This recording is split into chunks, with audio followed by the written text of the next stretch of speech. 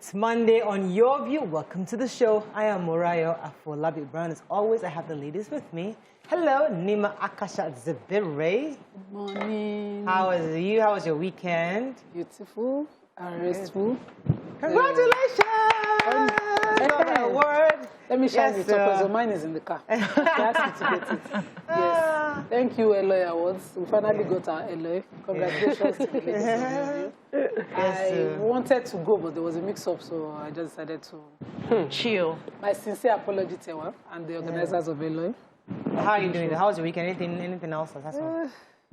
Work. Okay, today is the very first episode I'll be recording with the Rights Radio on the awareness for elimination against gender-based violence. Oh, nice. I'm working the entire week, every day. I'll try. Is it like a podcast? I think so. Okay. I'll be working the entire week, and I'll be trying to go live too. Oh, done. Well done. Broadcasted. It's really good. Packed in.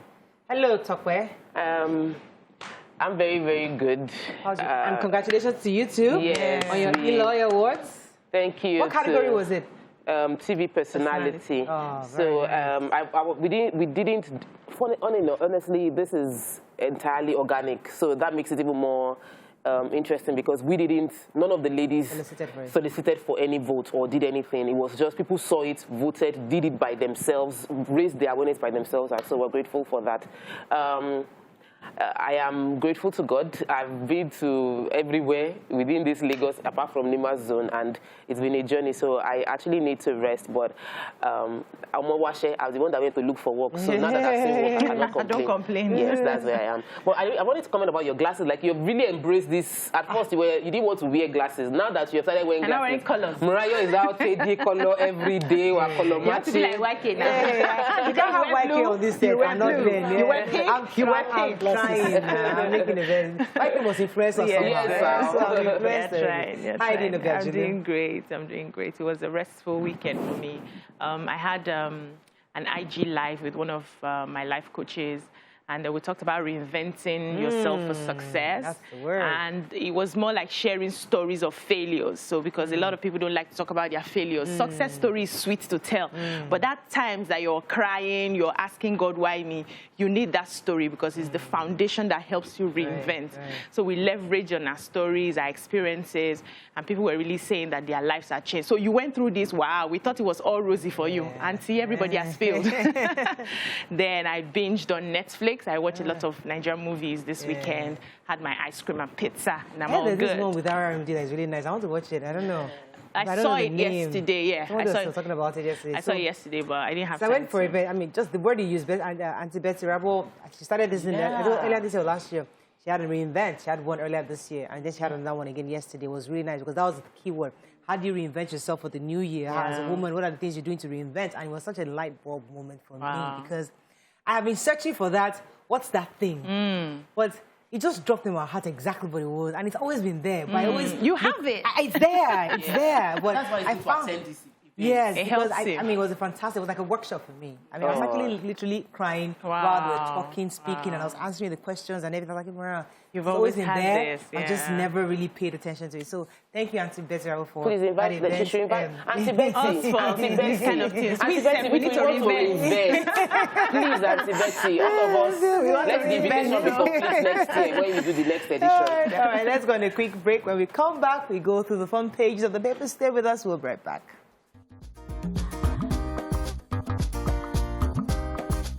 Stay tuned. Your View will be right back. Okay, let's start with the nation. Security strengthened in Southwest over terror alert. Kuru, 84% or 4.4 trillion AMCON debt without collateral. 12,385 kg cannabis intercepted. Omicron COVID-19 variant triggers global alert. Troops take over jobs. Takes over just custodial center after attack. The nation wins CITN Outstanding Print Media Award. And 5 INEC commissioners to retire December 5. Okay, which story is starting with a major headline? Yes, so please. I thought that there was no basis to it, but when I took a similar story in The Sun, there is actually. So it's the DSS who has raised security alert on communities, border communities in the southwest, Lagos, Ondo, Ogun State, to take proactive reaction measures to protect the state. They said that these states have increased surveillance. According to the Nation, they were able to talk to the Ogun State side, and they have that they are doing everything possible to beef up security. They've also put the Amoteco on alert of these areas. So it's from the DSS that they got this warning. Okay, so the new COVID-19 variant is known as Omicron, has triggered global alerts from different countries. It's been recorded in some European countries, but the Nigerian Center for Disease Control is saying that the latest strain has not hit Nigeria, and we hope it doesn't come here, but they are advising that we follow all the COVID-19 protocols strictly. And they are also going to collaborate with the Federal Ministry of Health to monitor emergence of the variant. They are going to be advising the country on how they are going to respond to developments as they unfold. The countries that first had it was, it came from South Africa. They are battling to control the spread now. It's moved to the Netherlands, Germany, Italy, Belgium, Israel, Hong Kong, Denmark, Australia, and they're all changing their modalities. They are going ahead with the restrictions for travel right now. Some are going to be having lockdown, partial lockdown, just to protect themselves from this new variant. We hope it doesn't come here. We still need to continually use our face masks, be careful of people who just return from countries like that. And it's December, they're all coming home. Yeah, people are coming home. That's Maybe it. they should just think. And actually, my customers are coming home. They need to come and buy. They need to come and buy land. So the NDLEA had at work as usual. The statement was released from the agency spokesperson, Baba Femi, mentioned how the courts 12,385 kilograms of cannabis coming through the ocean. So they actually found it. It came through a boat on the Eco-Atlantic beach, Victoria Island, and just happened on the 24th Saturday. They were able to recover the consignment. There were 2 trucks, a Toyota Sienna. They arrested 3 suspects. Most of them, Abdul Qadri Zakari, he's 24 years old. Kabu Sasu, 45 years old, but they did not indicate the country they came from.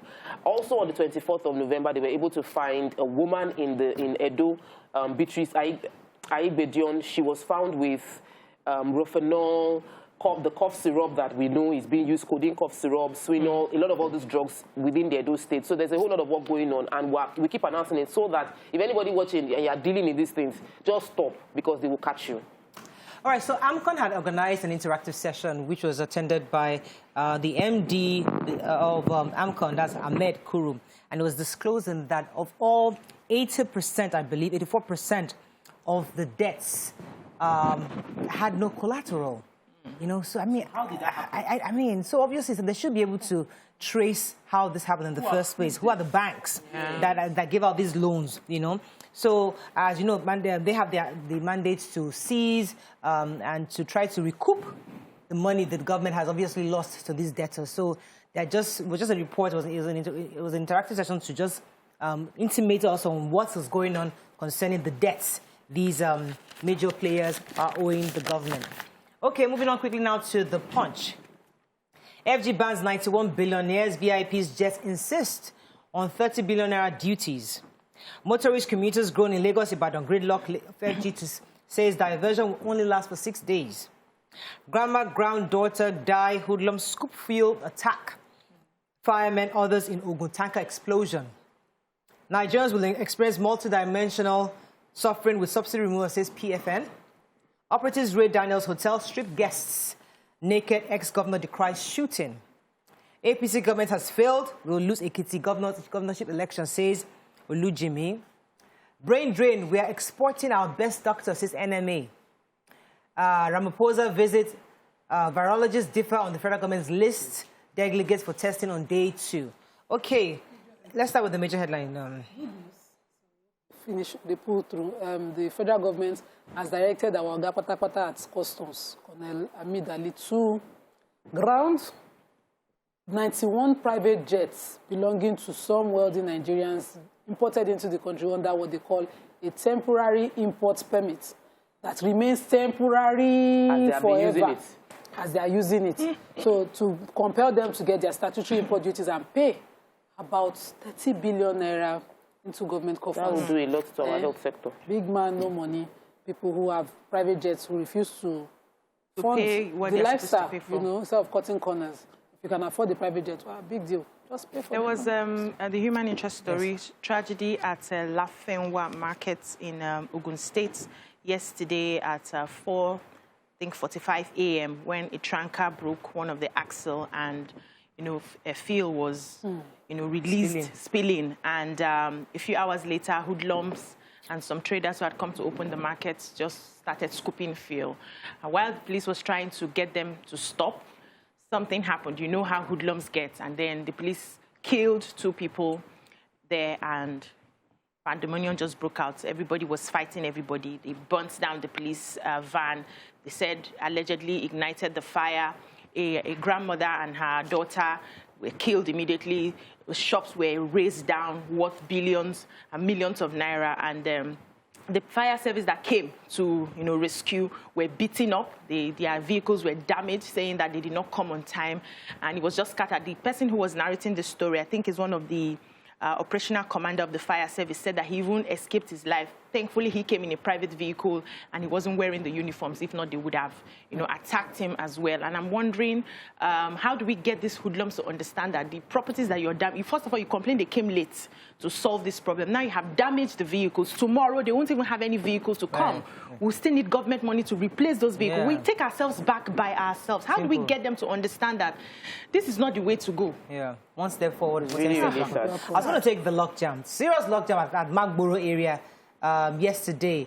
It was the Magboro and the Warewa Ogun State end of the highway, Lagos-Ibadan Expressway. So Julius Berger had to cordon off certain places so that motorists they can begin work in that access. And of course, it caused about the government is saying us that place will be like that for 6 days because they need that much time to be able to do the roads. I mean, we're happy that government is doing the roads, but we also need them to actually have officials to ensure people don't take one way, because that's what happened. Totally compounded the issue because bikes started taking one ways, motorists started going to U-turn, and now further compounded the gridlock. So it was just a horrible situation. So yes, you're calling off certain areas. However, we need them to have officials to ensure there's order in that axis so that people can have less hours in traffic. Let me discuss brain drain.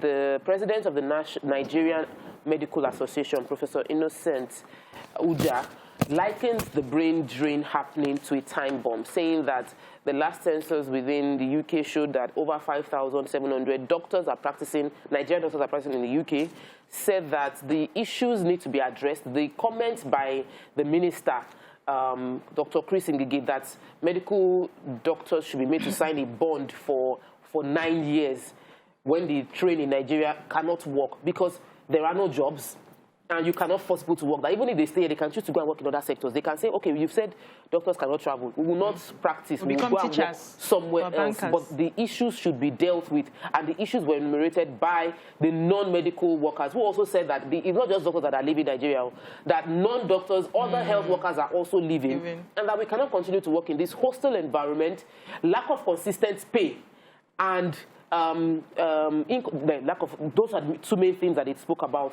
that should be dealt with. We have a doctor, a medical doctor, as our Minister for Labour, and I would have thought that this would see to such affairs being dealt with the seriousness it deserves. Okay. We cannot afford to lose more doctors. We need the minister to do something about it. Okay, back to this thing or something. Let's go to a break. When we come back, we'll move on to other topics. No, actually, we haven't that review. We'll be right back.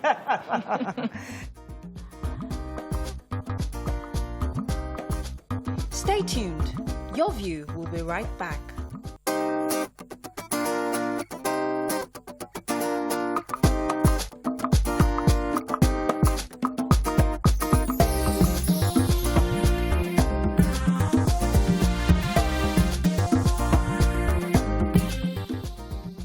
Thanks for staying with us. Moving on now to Daily Sun. Government attacked Just Prison. FG under fire. Over 5,000 naira stipend in place of fuel subsidy. Apathy hits Senate. Koshcharis Group founder, Cosmas Maduka, loses wife. IPOB furious over comparison with bandits. Rising out school children fueling insurgency and bandits, says Cardinal Onayekon. Okay, which story are we taking? Video headline. So around 5:30 p.m. yesterday evening, some men disguised as visitors attacked the correctional center in Jos. They had gone, and before they knew it, started to exchange. Clearly in the reports were called bandits. They started to exchange gunshots with prison, what they call them, the correctional service workers protecting the prison. And the policemen attached to them had to, first of all, run from the fear of what was happening. But fortunately, they were close to the DSS barracks, the Operation Safe Haven and DSS operators, and joint efforts from these agencies was helped to curtail them. So they took account of the people in prison. According to them, nobody has escaped. Nobody was injured as well. That's the report, basically. Yeah, so the indigenous people of Biafra, IPOB, took a swipe at the Islamic cleric Sheikh Ahmad Gumi for comparing the bandits recently pronounced by an Abuja court as a terrorist group.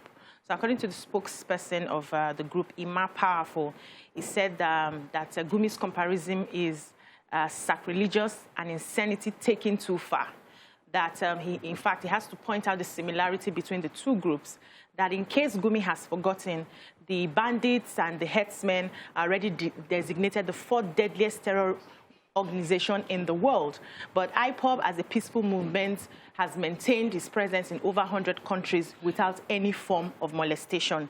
That it's only in Nigeria that you have somebody stand up to say that, the likes of IPOB is a terror group, and that's just pure blackmail. That can he list the people that IPOB has kidnapped, the schools that they have, gone to and, dealt with the children? Can he give us that list, or does he just want to say it because he's, sympathetic to their cause? That he has to be very careful because the world is watching him. Now, in saner climes, somebody like Sheikh Gumi would have been arrested to explain what he has with the terrorist groups. He was just full all out for him. Yeah. So Nigeria is actually planning to increase the refining capacity of our country, adding about 10,000 barrels a day. So then that's from using the modular refineries. So there's a deal they have with the Content Development and Monitoring Board, and Mr. Simbi Wabote, during his inspection of the port, was reminding us that this collaboration is in line with the federal government policy of catalyzing modular refinery, which is geared towards increasing in-country refining of petroleum products and adding value to the creator. So with this, we are actually empowering local manufacturers to begin to refine our crude. We're not there yet, but at least we're empowering. And from this, if this is successful, and I'm told that I'm reading here that I think by December of 2022, we shall begin to start seeing first quarter next year, the gas gathering also would be completed. So when that is completed, we shall begin to start refining, and we'll have local. We will start uploading them when we are seeing it's gonna be. Yes. So I'll take the story of the Archbishop, Emeritus Archbishop of the Catholic Archdiocese of Abuja, John Cardinal Onayekon, was speaking at the premiere of a movie called The Orator, and it was addressing, the movie actually was addressing the number of children out of school children, and how they should have an opportunity at life. And then he used that to address the challenges of insecurity in the north, saying that a lot of the children, if you go to the prisons, go to Kuje prisons, go to all the prisons, interview the bandits and criminals that get arrested, most of them are young. They are the result of 10 years ago not educating young children. Those street children from 10 years ago, millions of them have now resorted. They don't have any skill. They didn't go to school. They are now becoming, they are being recruited into those things. That it is easy for them to get. They are exposed to radicalization because they are on the streets and other nefarious activities. Of course, he also applauded the producer of the movie, who is Reverend Father Cyril Odia.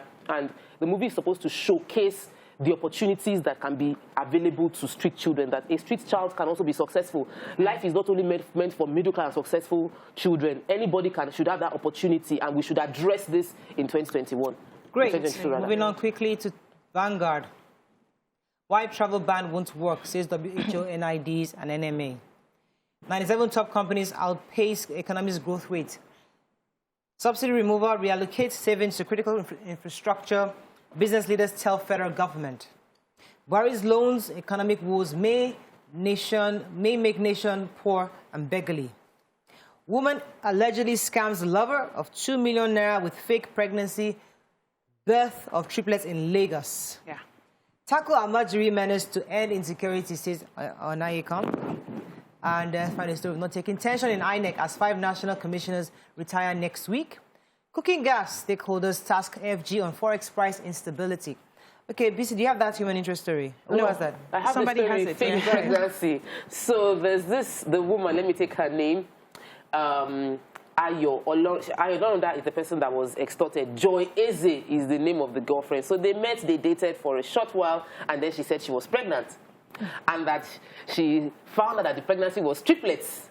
And so she started collecting money from this her boyfriend over and over again. And then when it was now getting close to when she would, like deliver? 6 months into the pregnancy, she now said, she's going to Rivers to go and give birth to the child. So she allegedly moved to Rivers State, but she was in Ijaniki area of Lagos State. So the Ijaniki Divisional Police Headquarters were the ones that now arrested her, found out that she was just extorting the man. She wasn't pregnant. There was nothing, like, it was just total scam from beginning to the end. Doesn't that sound familiar?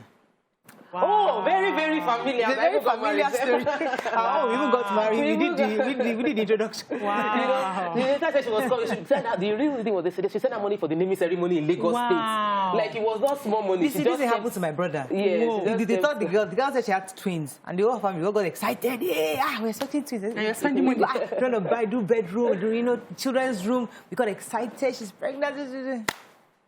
Final part of the story, she said the children died. Oh, she lied about it. It's Monday, let's be serious. Let's be serious. So yesterday, there was a keynote. There was a conference of the Urobo Historical Society, and the monarch gave a keynote. That's the OVA of Umuagwa, Abraka Kingdom, Delta State.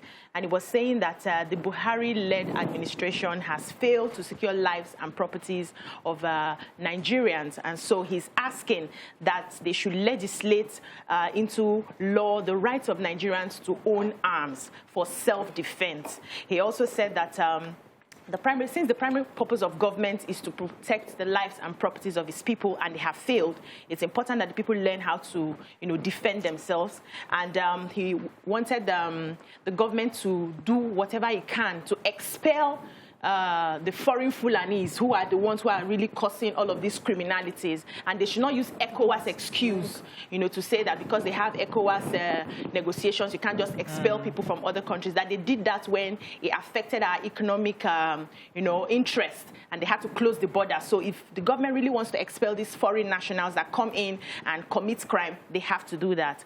Nigerians should be allowed to defend themselves, and he's joining this with what General T.Y. Danjuma had said earlier. The same Nigerians should be allowed to have their own arms for self-defense. Final paper, Nigerian Tribune, VAT, Lagos, Oyo Rivers, FCT subsidizes 33 states. Police arrest immigration officer over Joshua Deli's house invasion. Police kill notorious bandits terrorizing Kaduna, Abuja highway. Garba Shehu rain on mockery trade wars over Buhari's performance.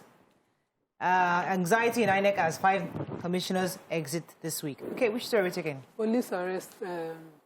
So, following that invasion, the popular one of Justice Odili's residence, police have arrested the assistant superintendent of immigrations, added to the 14 already arrested. So we have about 15 arrested, and they still have 7 at large. And according to the Frank Umba, they will be prosecuting, charging those 15 persons now arrested to court very soon.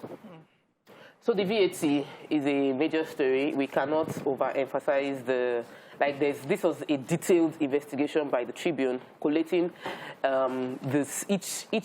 each region. So the North Central, total, that's Benue, Kogi, Kwara, Nasarawa, Plateau, Niger. The total VAT generated was 19 billion naira. The total from Northeast, that's Adamawa, Bauchi, Borno, Gombe, Taraba, Yobe, was 27 billion naira. Now, just Oyo State generated more than 17 states of the 19 northern states combined. And when you vis-a-vis the allocation going to each of these states, there is need to have this conversation again, that states that generate more VAT should get more. that we the statement is that some states are the one funding. That's the southwestern states are subsidizing the northern states in many areas. So, wait, so the conversation as we said before, numbers don't lie. You know, we just say, oh, let's just share it equally. But when you put the numbers together, say, what are you bringing in? What are you getting? You begin to see the real reality. Bring in 129, and you're getting. I mean, you bring in 19 trillion, and the North Central is getting 129 billion naira. You know, so. All right, that's all we can take on the front page review.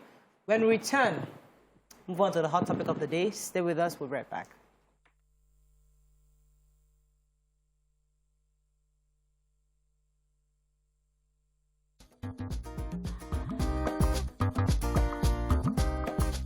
Stay tuned.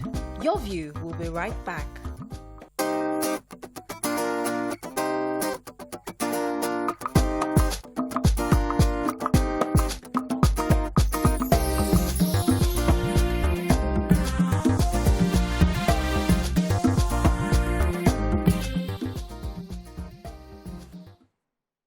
Thanks for staying with us. So our hot topic today, last week, Group Managing Director and Chief Executive Officer, Nigerian National Petroleum Company Limited, Mele Kyari, hinted that a litre of petroleum may sell between 320 naira and 340 naira in 2022. Now, the question is, should the federal government remove subsidy completely or continue to pay subsidy running into trillions of naira? This is one of the hardest conversations to have because we've said it over and over again, we've had it over and over again, and there seems not to be any kind of solution in sight. But we're getting to that point where the hard questions have to be asked, and I would like to hear what Nigerians think on this subject. So please call us today. We'd like to take a lot of phone calls and really love your messages because we need to hear Nigerians' views on this. So you call us on 091-390-76948, 081-270-53687. You can also send us messages on YouTube and Facebook. We'd like to hear your thoughts. To remove subsidy or not to remove subsidy? That's the question we're discussing this morning. What are your thoughts? Nima, would you like to start? Okay, we must remove subsidy. Okay. Yeah, fine. But then we cannot claim to remove subsidy just as an administrative gain. Okay. It has to be an economic ease and empowerment for our people.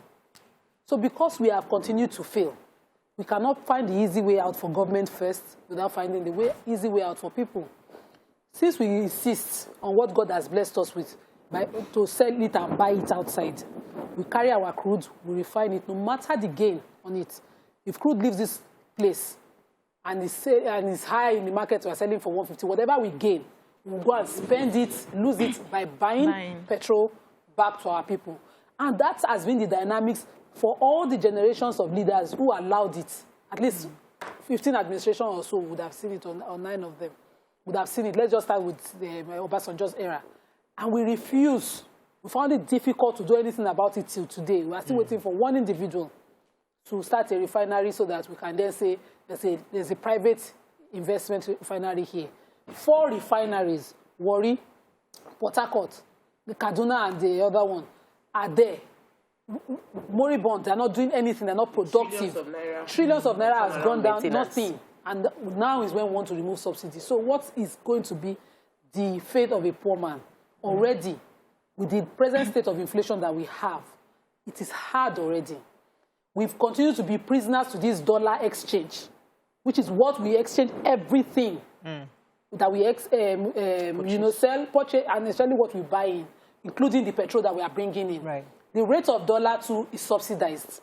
So if we want to remove subsidy, let's talk what we want to remove it from. So let me come to. I'll pause you for a second because when from what Nima has said, it's almost like she's speaking from 2 sides of her mouth. Yeah. 1 second, let us balance it. Remove it, but let's know. 1 second, let's remove. But the next second, let us ensure that we get the refineries. But how do we find a middle ground? It's almost impossible to do both at the same time. You can't hang in there. I'll come to you now. We can't have that. We can't raise that magic wand and say, okay, tomorrow there's refinery today. Refine the crude internally and then remove subsidy. That's not possible. So where do we find the middle ground? Let me come to you. So I need us to I need us to start with the truth. The subsidy hasn't profited the average Nigerian. any Nigerian watching that feels, oh, the fuel is cheap, what you think you have saved, times 10 of that has empowered a few cabal in this country. Because what is happening, the truth of the reason we are removing subsidy is not because subsidy is not working for us. Subsidy, there's an effect of subsidy for us, but the true value of what we are saving is going to a few hands. And the government knows there's corruption within that few, and the government cannot deal with it. So, because the government cannot deal with a few corrupt people who have profited and are profiteering from the subsidy system, they've chosen to take the easy way out by taking the subsidy out entirely. All right, let everybody understand that's the thing. So the government must admit that we failed to find the roots of the corruption. Now, if they have decided to transfer this bill to the average Nigerian, it will not be convenient. And I'm appealing to everybody, let's not join NLC. Let me appeal to NLC. NLC is not convenient, but if you look at the numbers, the government cannot sustain payment of subsidies. So NLC should agree and let us quickly work towards finding removing subsidy and finding what else we would put the money into. That's the conversation I feel the NLC should have. Not a conversation of don't remove subsidy. The conversation NLC should have is where we want to put the saved funds into and how we would ensure that this money does not go the way of Shopee, where we'll just hear something now and a few years after nothing is happening. So there are two things. The money saved, they're saying BC that they want to give 5,000 naira of that money saved to 40 or 40. Now it's even 43. As of last week it was 40 million. As of today, it's now 43 million Nigerians poor. That's what they are saying. Now that money they're saving, that's one. Now those thieves that haven't been prosecuted, how difficult is it to find these thieves? I mean, it shouldn't be that difficult. So just like, I like the way you put it, that instead of finding them, prosecuting them and stopping them from stealing, you rather the easy way out of making me pay more for it. But I think that's something that we need to highlight. But this part of the 5,000 naira, now, let me come to you on that. What are your thoughts on? Would it achieve that palliative that Nigerians are seeking? That okay, if you cannot pay 350 naira for the fuel, this 5,000 naira I'm giving you, I'm subsidizing it, so you can even use that one to buy your fuel. The average worker spends at least nothing less than 30,000 naira for transportation. At least, nothing less, the average worker. Let's not even talk about minimum wage and how much they pay. So that 5,000 naira is nothing. It will not do anything. It will not lift any Nigerian out of poverty. It will not even cushion any effect. That's one. Secondly, we don't have a problem with removing subsidy, but I do not understand the way the government seems to carry out its plans without proper planning, proper providing of options. So you need to tell us the truth. Subsidy hasn't served us. We want to take it out, but we have a plan of 10 years. Give us 10 years and bear this hardship. Make your projection. Show us that in 10 years, at the end of 10 years, we would have set up so and so refineries. We don't trust them. Hold on. We don't trust them. Hold on. We don't trust them. Have they come out with those breakdowns for us? If they do, would you trust that they will 10 years? We know that the subsidy is not serving us. Even if we want to save anything from buying fuel 165 and not buying it 305, the recycling effects on other things, it's not paying us. My question as the people. You not answer the question. If Buhari comes out right now and says, please, Nigerians, give me the next 5 years. I'm going to build the refineries. Yes. Please, take this hardship. Would you believe him? Yes, I believe him. I will believe him if he has a plan. We have experts, hold on. We have experts and consultants who sit here and tell us some projections, which we do not do. So if the government comes out and gives us those projections and tells us that this money we're going to save from the subsidy, we're either going to use it to start building refineries, tell us the land they want to acquire for it, tell us the plans they're making to start the building, we will believe them. We cannot work with a government we do not trust. So as a people, we too need to trust them. Okay, I'll come to you. So Shopee was part of what's saved. They've told us before, under Jonathan, that there is a plan. They dedicated money for turnaround maintenance. Then they said, this plan, we are going to do Shopee to empower people. So the tragedy of our country is we don't have continuity and there's no accountability. So when you say you will do this, another government comes in, it does not continue. Then there's no accountability from even within your government, there's no accountability that we said we're going to renovate the refineries. that give us 2 years to renovate. We will spend $1 trillion. Now you spend $1 trillion. What happened? There's nothing. It just goes into voicemail. Yeah. So it is not a case of we don't want to believe. It's a case of data. Show me what you have done. Show me what you will do. Let me go on a break. I'll come to you, Nima. Let me go on a break. We'll continue this conversation after the break. Stay with us. We'll be right back.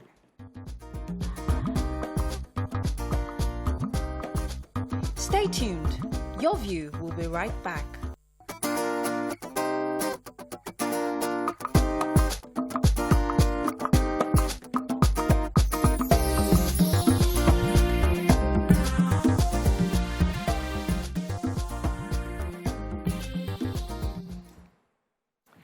Thanks for staying with us. So we're still discussing subsidy, and I would like to open our phone lines to our viewers to hear your thoughts on this. Please call us on the numbers on your screen.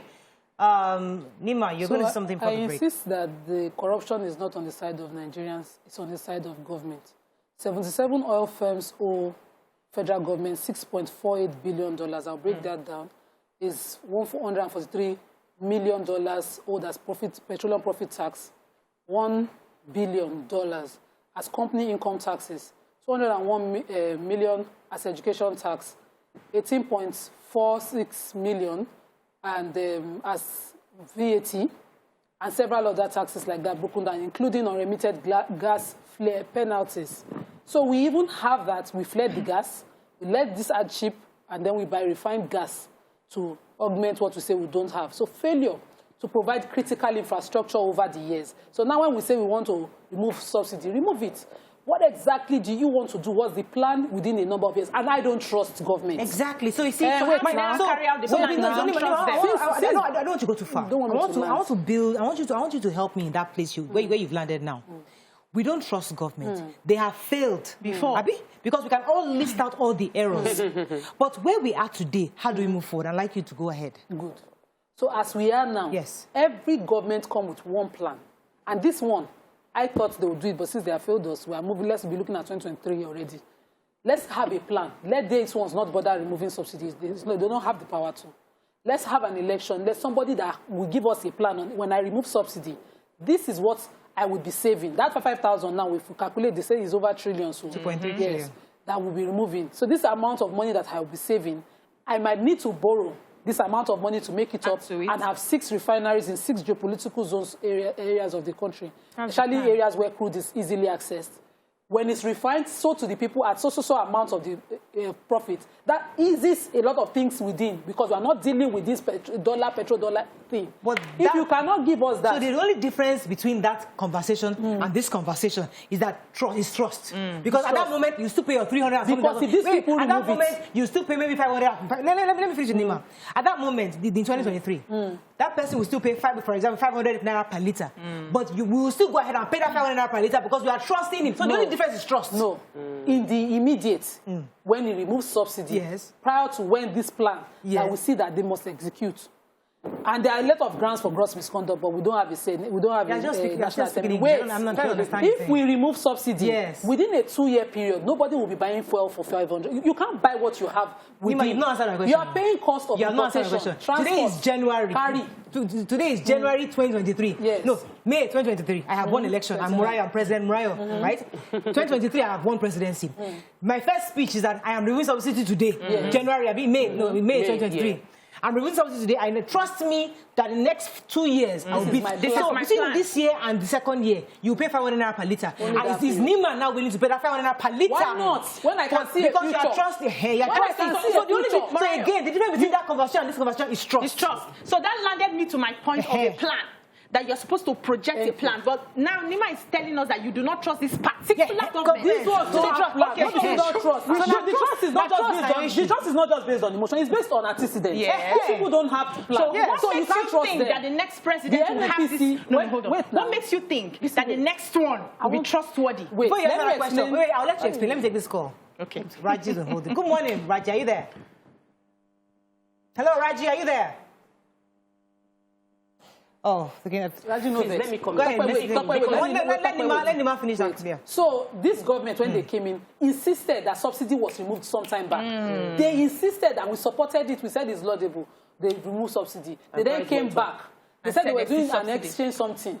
They now called it maintenance something. Then later they called it a particular name. Eventually, we were paying subsidy. So this, by antecedent, is not the government you want to sit and trust. That's the issue. So thank you. I understood. I wanted to understand, Nima. Yeah. You've been understood. So what they called it was, and I've said it again now, you cannot deregulate. What they did not deregulate. They said they removed subsidy. It was a partial removal. And that's still what we're doing now, where we cannot stipulate how much it will sell for. Because once you say how much the petrol will sell for, it means that you are regulating that industry. You must leave it free. So today it can sell for 500, tomorrow it sells for 300, based on all the market forces. Yeah. You must free it up. Right now, that's not what they are saying. That's not what the minister is saying. That's not what the Minister for Finance is saying. So it means that we might end up finding ourselves in the same quagmire where it looks like we are not paying subsidy, but NNPC is paying from within their stuff. So we must really fully deregulate that, number one. Number two, the challenge of expecting political offices to create transformation is not sustainable. No. We have a ministry.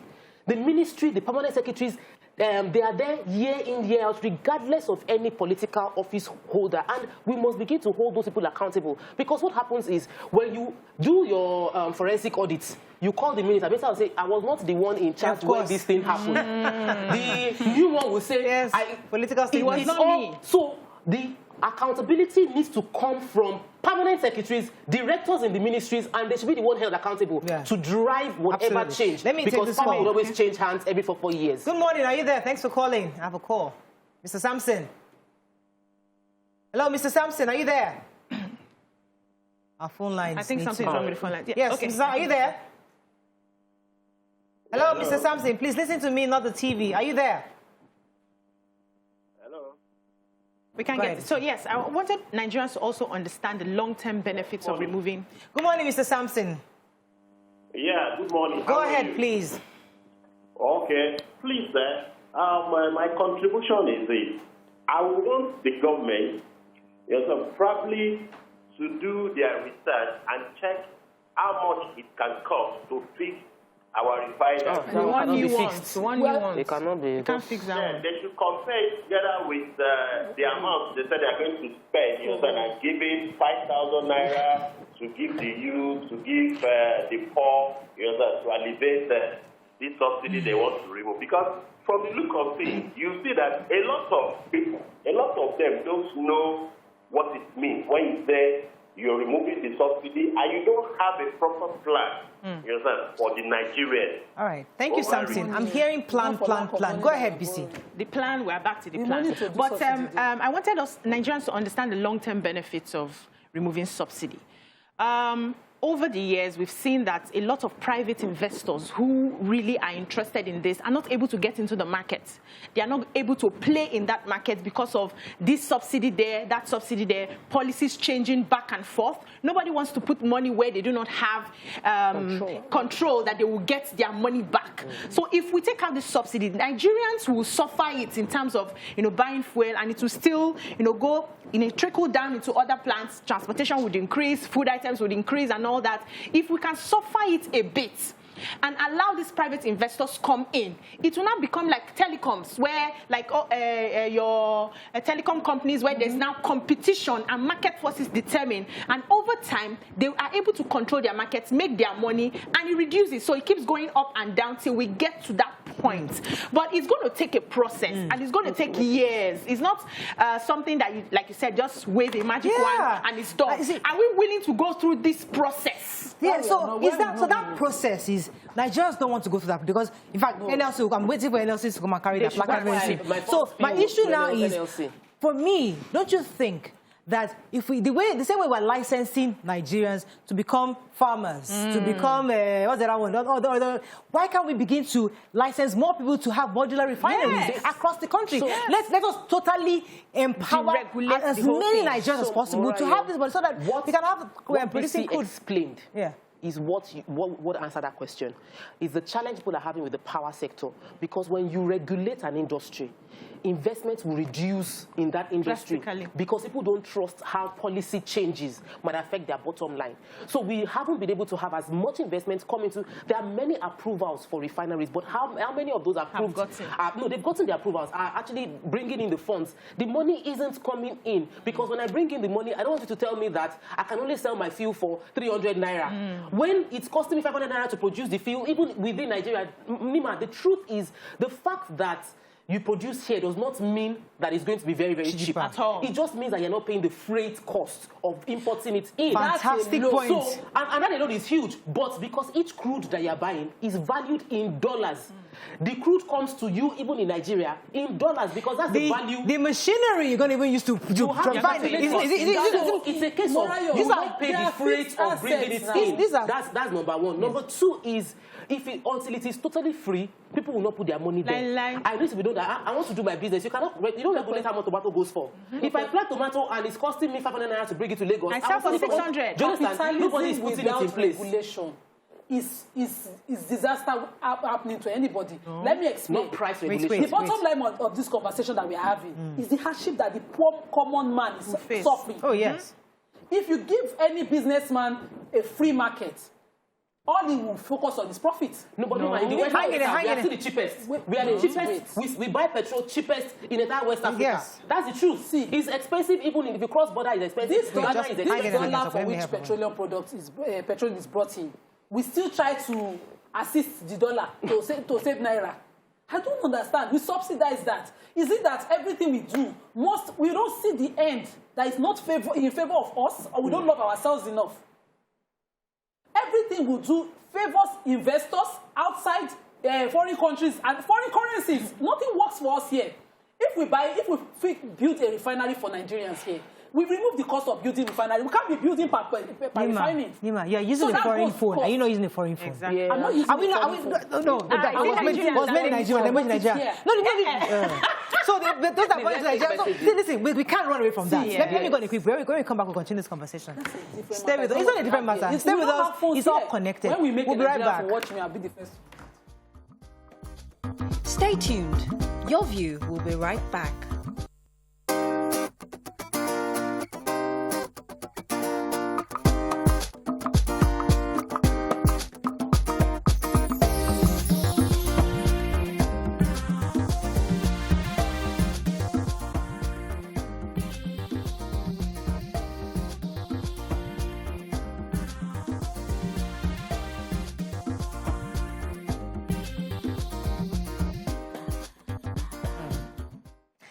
Thanks for staying with us. So we're still on this subsidy matter. I mean, I personally don't like having this conversation because I'm tired. I'm like exhausted.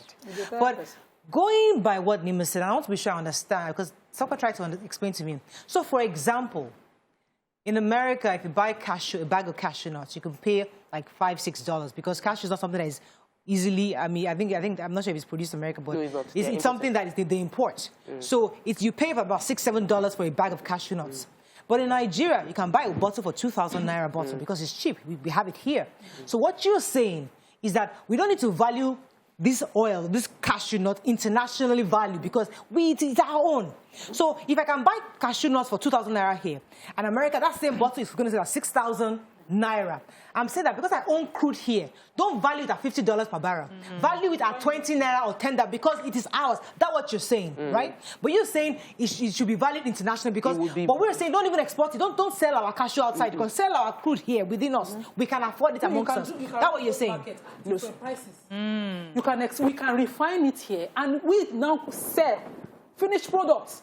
We'll take benefit of all the other benefits that come out from this. But businessmen will now buy the cashew nut or buy the crude at $20 and then export it at for petroleum. So you make another cabal. So let me explain it this way.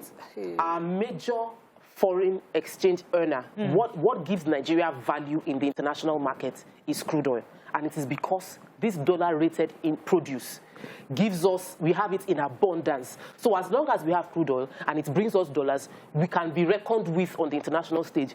That is, and it is the world's space. Unless we start producing everything by ourselves, as long as we still need to import phones, we still import cars, everything that we consume largely is still bringing dollars. We still need to discuss this dollar thing. We can't break that cabal yet. Okay. We still have to deal with the world economy. Frank, are you there? Thanks for calling. So Nima is underestimating how much the power of the dollar in the Nigerian market. Okay, go ahead. Frank, are you there? Yeah. Go ahead, you're live. Good morning. Morning, sir. This is my first caller. Welcome to the show. You see, I don't know the reason why in our country, Nigeria, we have refinery and God, and our God bless us with a good oil. Every time our oil, every time people cannot, we are increasing the oil. Common man cannot even buy a gas. Look at our gas. During the Goodluck Jonathan, our former president, Goodluck Jonathan, everything was well settled. But now, common man cannot buy a gas. And every time they are increasing it. Is it only, you see, let us be realistic. You see, in this country, Nigeria, God have already blessed us. You understand? So let them put just our refinery in order. Let them put it in order. I don't know why Nigeria will have a refinery. We cannot refine anything. We are refining the oil in outside country. That's why everything is cost. I cannot blame your colleague Asia. I forgot his name. I cannot blame her. Thank you, Franklin. So, you see, Frank's position is the average Nigerian. We can all sit down here and complain. Why refineries are it's the same lamentation we've been lamenting for years. What we're looking for right now is solution to move forward. Go ahead, BC. I understand what Nima is saying, and I hope that our government will think towards that direction. However, when it comes to playing with world powers, we do not have the economic strength to make some decisions.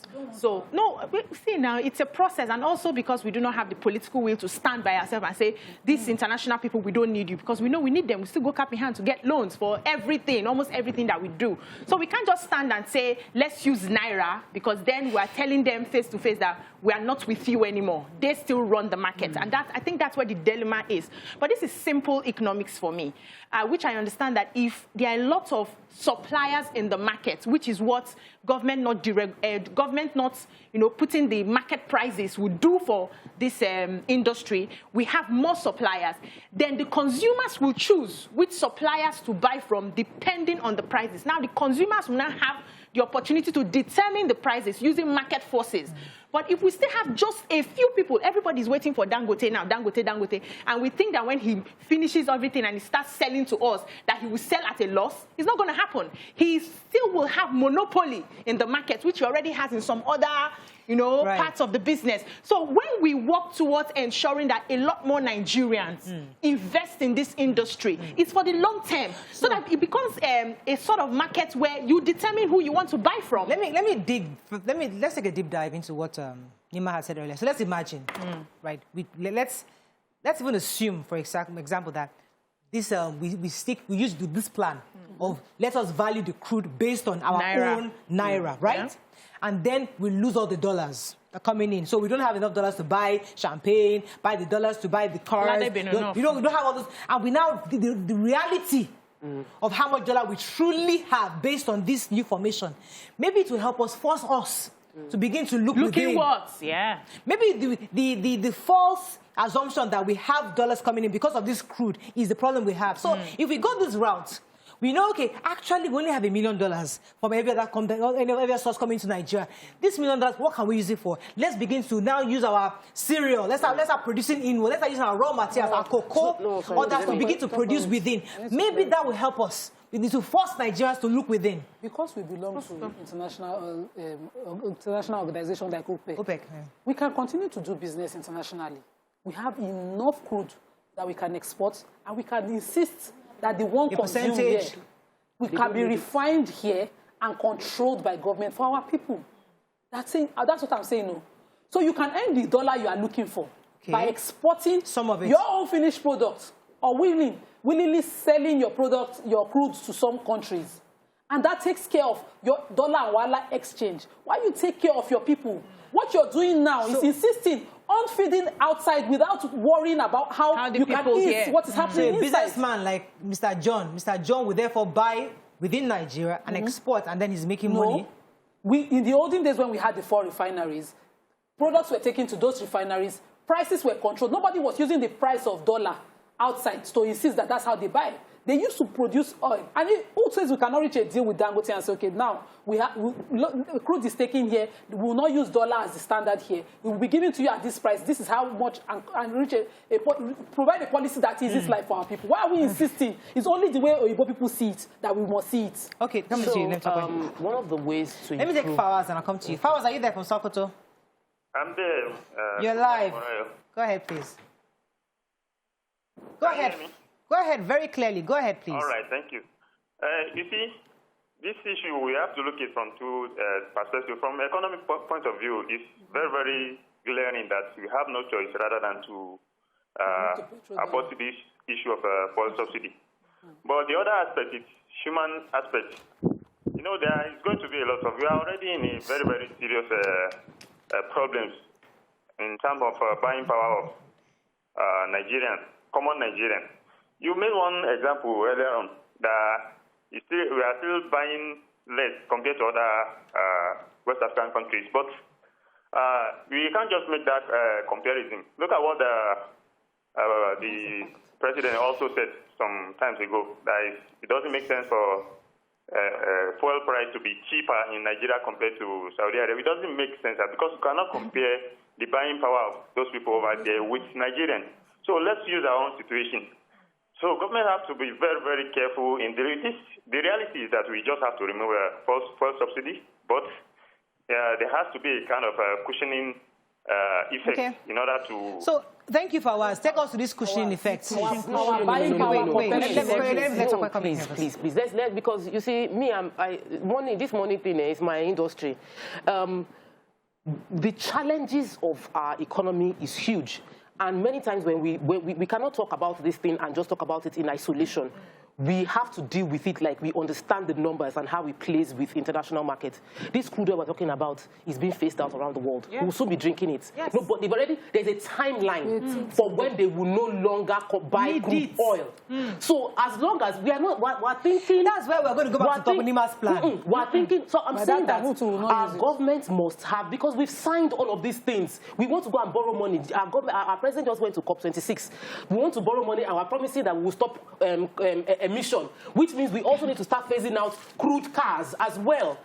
If we want to be independent, and there's a video of an Indian man saying that the West have no right to point fingers at crude emission from coal because they brought coal to India. If we want to be independent, do we have leaders that have the lever to confront the West world? The truth is, we're not ready. So if we're going to still be in this marriage with the Western world, we need to become, the only way to escape this quagmire we found ourselves financially as a nation is to become innovative. We need to start innovating across board, not just crude oil. Our only major export is still crude. We need to innovate in refining other produce that will be relevant to the international markets to bring us money. In terms of local consumption, Nigeria is heavily subsidized. Power is subsidized in Nigeria. Education is subsidized in Nigeria. Education. No, you cannot become a doctor anywhere else as cheap as you become a doctor in Nigeria. So let's even talk about the fact that we have an economy where everybody is we are not paying the actual value. Give me. So if we want to deal with the situation, pay for the quality, get the quality. But we're not doing that because we're used to not paying the actual price and they were used to not getting the quality. So if we want to resolve this issue, number one, remove subsidy. Number two, hold the directors in every ministry accountable, not political office holders. They come and go. Let's go on a break. Number three is the fact that we need to trust this government. We don't have a choice. They are our leaders. If you say you don't trust your leader, you are locked with them in a marriage till 2023. So are you saying you will continue not to trust them on 2023? That means you will not move forward on 2023. Okay, we have to go on a break. I really wish you can wrap up on this. Stay with us. We'll be right back.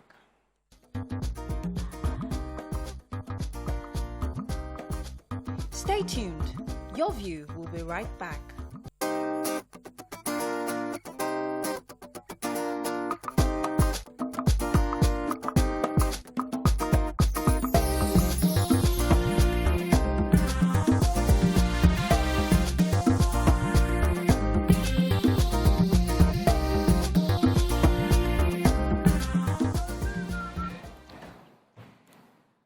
right, we're still talking about fuel subsidy. Removal or not to remove? So let me quickly let's take a few comments. I'm going to comment. Okay, please. I'm not an economist. I'm waiting for these people who claim to have gone to school abroad, doctors, PhD in economy, to be preparing solutions out of this dollar prison. Yes. Why do we insist? Now in Europe, there's gas scarcity. People are suffering gas. We have it too. We too, we are suffering it. Sure, it's possible now. We must have economic solutions that the things we have in abundance bring ease and comfort to our people. Why do we insist that they are suffering hardship in Saudi, where they have buying and purchasing power that is 10 times stronger than our own, and we must suffer it? We have this thing in abundance. We have not even utilized it enough, and we're already talking climate change conversations that are saying those are limiting us. So in the most pedestrian way of looking at things, that's the reality. What we have in abundance, we shouldn't suffer it. But the truth is that whether we like it or not, these international forces do affect us somehow. Yeah, the world players. Are we therefore saying, just like China did, let's close the borders, everything. Stay on your own. And then just force yourself to innovate.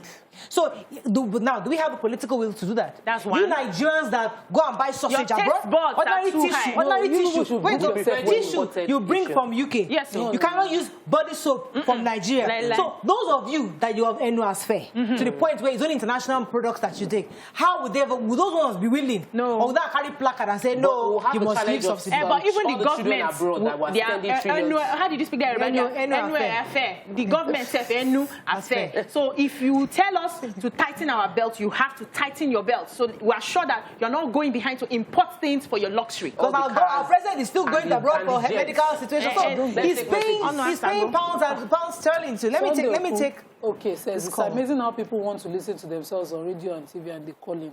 I remember the same thing as a teenager growing up. Such people. Okay. So let me take this call. Then I'll take some messages on Facebook. Good morning. Are you there? Yeah. Wale, go ahead. You're live. Yeah, good morning, ladies. Morning, sir. Yeah, morning, yeah. Concerning the topic, the opinion of removing the subsidy, but not under this regime. It's just like, hello? Yes, go ahead. You hear me? Very clearly. It's just like a sister Lina, I'm the opinion of the removing the subsidy, but not under this regime. Okay. It's just like I said, Sister Lina said, I support her because we trust this government a lot. In 2014, they have really disappointed Nigerians. So anything they come out with now, we don't trust them. We don't even believe them. It's just like the issue of dollars, then removing the office of Bureau exchange. So we know what is happening today in Nigeria. So if they come up with another policy tomorrow, they have less than a year to go, because by next year we already under the issue of the commodities stock. Elections, yeah. You understand? Right. So, my opinion is subsidy should go, but not under this regime, because we don't. Point taken. Let's take a few messages. Wait. I want to take messages on Facebook. Let's on YouTube. Let's take three each. Okay, Ogumola Emmanuel says it's easy for the cabals to meet and agree on the highest price possible for maximum profits. If the government can repair refineries and compete in the same market, removing subsidy would be a fantastic idea. Moshood Akinleye says, how difficult is it to get our refineries working? How difficult is it to get our Jakarta working? To get power working? Our Jakarta alone can make us independent from these foreign bodies. Enjoy Life says, there is no country where the government does not subsidize some things so that your people need. Enjoy Life says, it's only in Nigeria that government and people hate their currency and love dollar. It's a shame. Nigeria says crude oil is used for various other things. It's a myth that crude oil or natural gas will become useless. Carl Williams says, and the daft thing is that they're doing is that they can't pay for cost of refining, which is not cheap. So they must pay these foreign refiners in crude. Then the smart Oyibo people will now sell the petrol at the market at a different price. Professor Akiboyewa says the amount of money the government is spending on subsidy is more than enough to connect the whole Nigeria by modern train.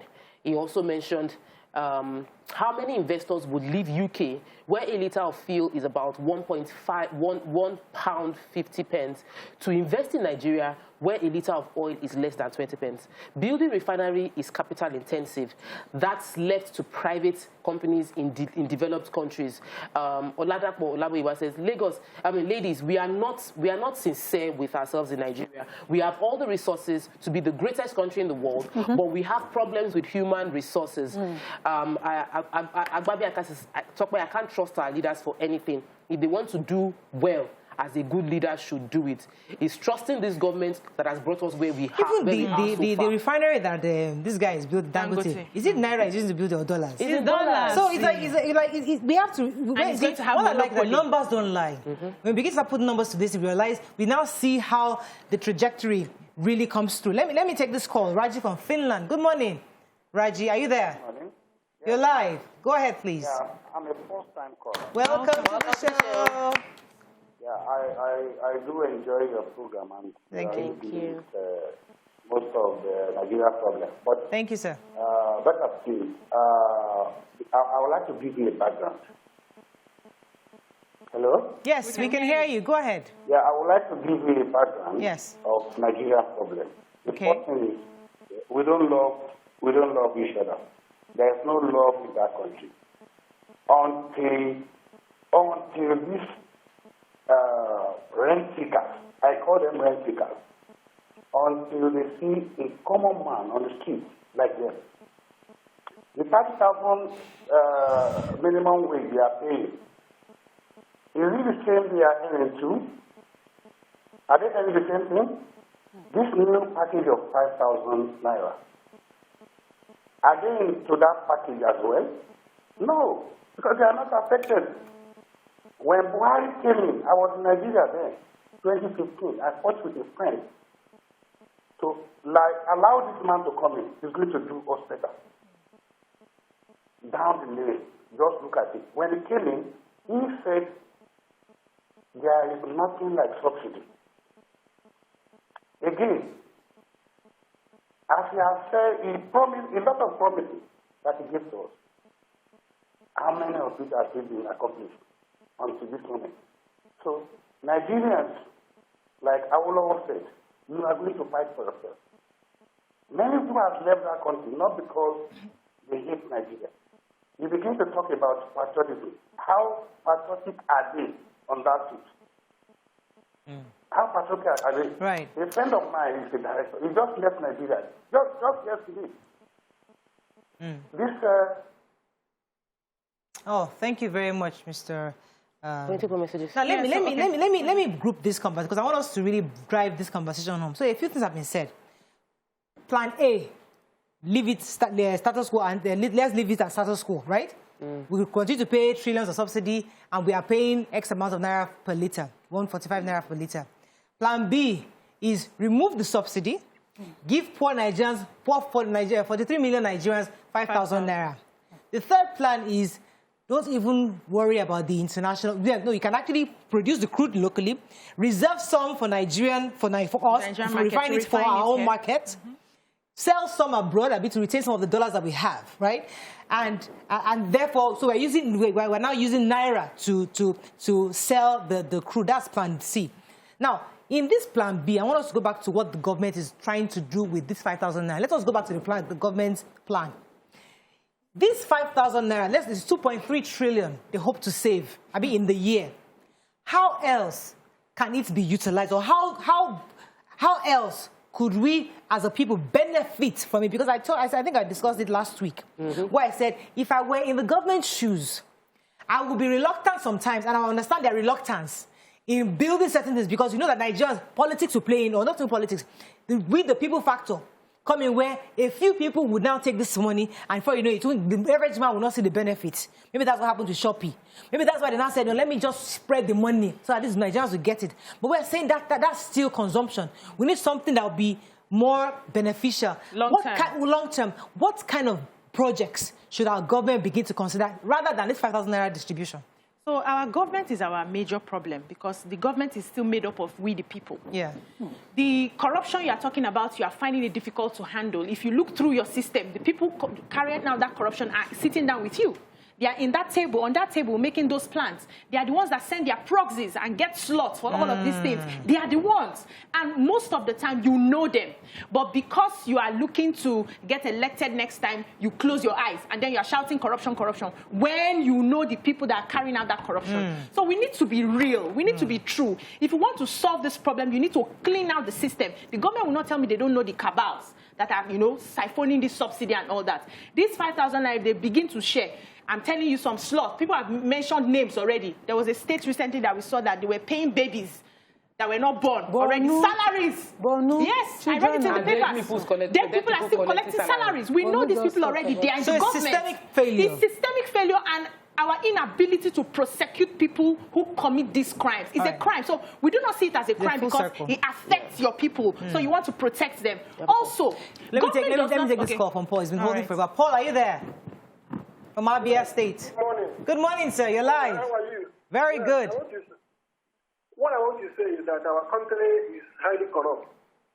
There is nothing that works good in our country. You can imagine a country like Nigeria with all natural resources that we have in our country. We are selling fuel at this high cost. It is very, very bad. Our federal government, Buhari himself, should look into what is happening in this country. I don't have a little thing to say about our problem. Our problem in this country is too much. So it boils to our government to help this matter. That is all I have to say right now. All right. Thank you, Mr. Paul. Let's go on a break. Let me go on a break. We're going to write it down. Over. We'll be right back.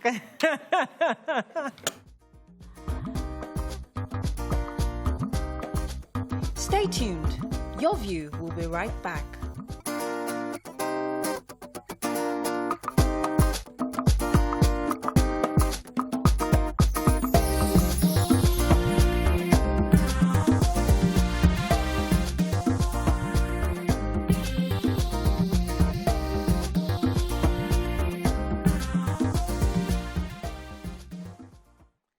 Thanks for staying with us. So I have Femi from K2. Good morning. Are you there?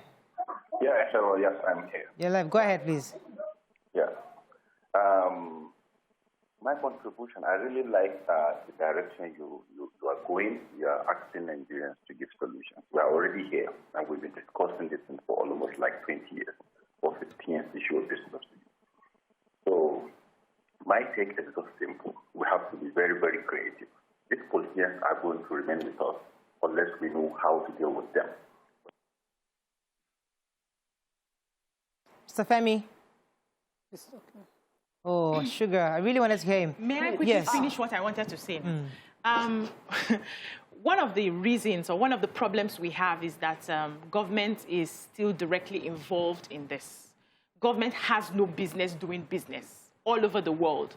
What they do is to give an enabling environment for business people, people who know how to crunch in the numbers, to do this business, make returns, and pay their tax. The government is supposed to make money from the taxation that they collect from business people. So government is still directly involved. They've not even finished handling their bureaucracy. They are handling this one. So there's a lot of corruption that's happening. What we are appealing is that the CBN give loans to private investors who are ready to get into this business and allow the market forces to determine how it goes. And over time, the government will sit back and make money from the taxation that they collect from these people. That's the only way we can move forward. Government cannot do business. They have failed over the years doing business. Let me say what you just said. Okay. So the guys come from in, the investors come in. Yeah. Just like Tokwe took a message. Yeah. Over in their own country, they're selling fuel for £1 something. They come in here and bring in capital, and you're telling them, oh, they have to. No, you've removed subsidy. Yeah. So you're now saying, okay, you can pay fuel now at $350. Yeah. When Nigeria said, no, I don't want to pay that amount of money because you don't build refineries. So is that cycle? We're going to continue that cycle if we don't agree on which one.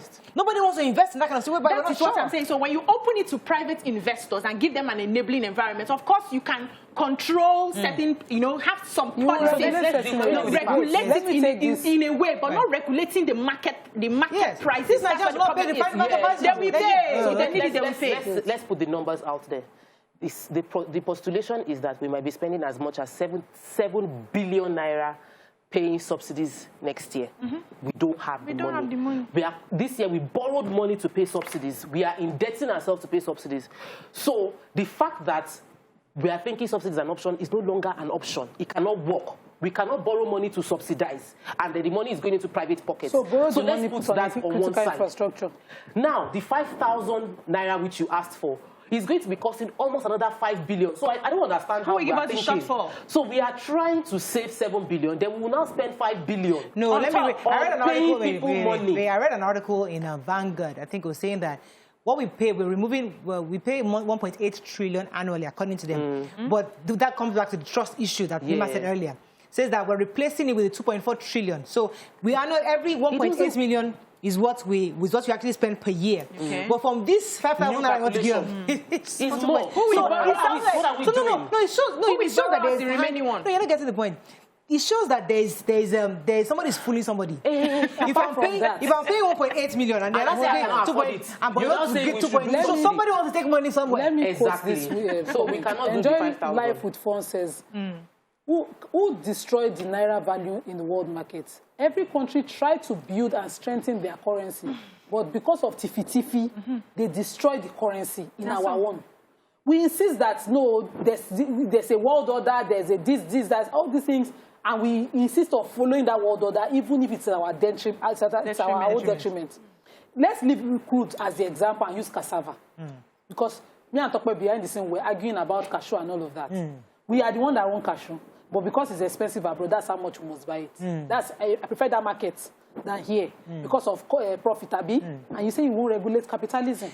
Wait now, if cashew produce here, there's an amount that can be exported until you have met the local needs of the local people. And you say the excess can be exported. That is not business for a businessman. No. There must be hardship. Wait, so cassava now that we are farming, we will not make gari of it.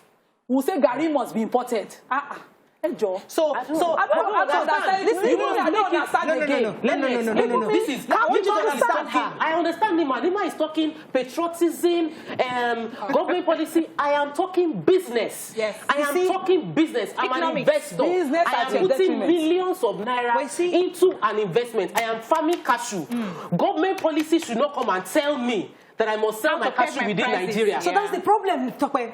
Because the truth is that government should focus on how to ensure that when I export my cashew, they get their money. Yes. Their taxes. They cannot tell me, because what that will mean is, rather than putting my money into cashew here, I'll put the cashew in cakes in Togo. That at the detriment of our own naira. Exporting will bring foreign exchange into Nigeria. What she's saying is that the only way we can strengthen our own naira is if we begin to produce for our own people. Yes.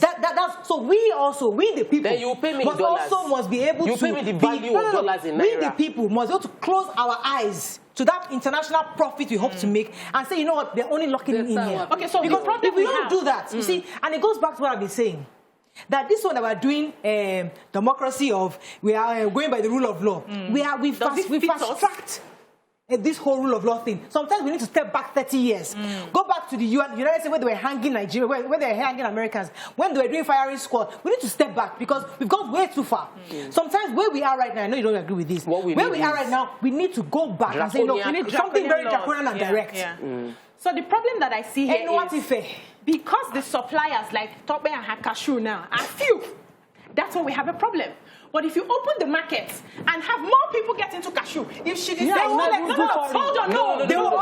not all export. There's what they call low entry in economics, where you don't make it easy for people to we know now we're doing something. We are reading something. You don't make it easy for new players to just have access to entry. Barriers to entry and all of that. So we put that in place. That's where the government steps in. You regulate it in such a way that you can't just start business 1 year and you're already exporting. To give room for other people. They want to try that for doctors. We know vex. They want to try that for doctors. Did Ingi cannot suggest that for doctors? And we said no, we cannot do that. No, who is saying no? Let me even borrow me small minutes. Let me even answer Tope. Let's assume all of us want to be capitalists and export everything and just make profit. You know what you will do? You eventually give it back with your backhand. Because there will be robbery, when people are not balanced, there's people that will be stealing and they will be begging. They'll come on your Instagram. Begging 5,000 for my quick 2,000, quick 5,000. That's what we are. That's where we are. They are ready. We've taken away dignity for our people by insisting on one person mentality. We've not reached that stage, Joe. We have not reached it. But we're not a socialist. We have not reached it. In capitalism, the strength of an economy grows on employment. Yeah. Small businesses are employing people. Yeah. I employ by 50, another person employs their 50. We cannot do that employment because the environment is not conducive, it's not free. So if we go back to this subsidy, going back to subsidy and the challenges of subsidy, is that governments free up this matter. Let everybody profit from doing their business. And play equally. Create a fair playing ground for everybody. All of us will use our smarts. Nigerians around the world are innovative. Yes. We are successful. We are winning awards. Why is it not happening for us here? Because there's no enabling environment. The environment is not enabling. Okay, so let me go it must be that balance. A break again. I do not believe that we can have subsidy conversation this long. It's annoying. Our final break, honestly. We'll be right back.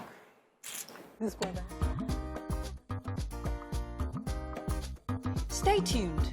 Your View will be right back.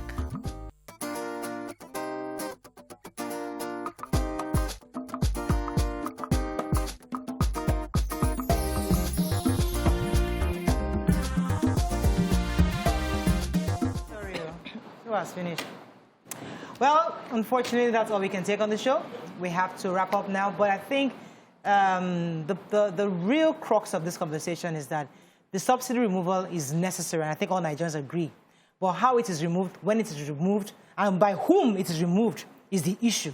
Because we've heard different perspectives on this table from our viewers and also from the ladies, saying that there's a trust issue within this government. You know, we've been talking about removal, partial removal, and even right now, this government removing subsidy, Nigerians don't trust, some Nigerians say they don't trust the government, that they rather a new person come in and then give us a proper plan, and hopefully that person will follow through. However, now or later, at some point, Nigeria will still have to pay for fuel much higher than we're paying now. No choice. Whether they want to do it now, we want to do it in 10 years or in 5 years' time, we choose. Or we say, we just retain it as it is. You know, let us not rock the boat. Let the few cabal continue to make their money, and they'll be all right. So you choose what you want. Have a great day. We'll see you tomorrow. Bye for now.